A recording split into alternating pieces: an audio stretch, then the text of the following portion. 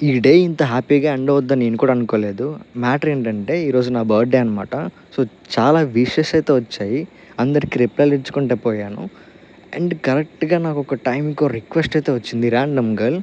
Request accept చేశాను. తను నాకు విషెస్ చేసిందనమాట. హ్యాపీ బర్త్‌డే అండి అనేసని. నేను కూడా రిప్లై ఇచ్చాను. సో, మన బర్త్‌డే పార్ట్నర్స్ అని చెప్పింది. ఏంటి నాకు అర్థం కాలేదు. చూస్తే తన బర్త్‌డే కూడా ఈరోజేనంట. చూసారా అసలు నాకు అనుకోకుండా ఒక అమ్మాయి విష్ చేయడం ఏంటి, ఈరోజు కూడా అమ్మాయి బర్త్‌డే ఏంటి నాకసలు ఏం అర్థం కాలేదు.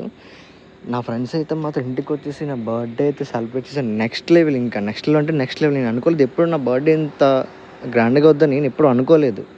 నాకు కేక్ కట్ చేసినా నేను గ్రాండ్‌గానే ఫీల్ అవుతానండి. ఎందుకంటే నాకు చిన్నప్పటి నుంచి నేను ఎప్పుడు కేక్స్ అయితే కట్ చేయలేదు. సడెన్‌గా ఒక కేక్ వచ్చి మన కోసం మన ఫ్రెండ్స్ కోసం కట్ చేస్తే ఆ ఫీల్ వేరే లెవెల్ ఉంటది.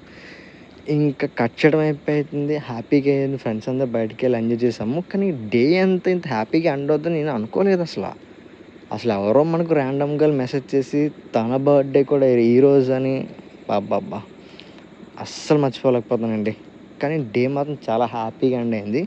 Thank you so much my friends.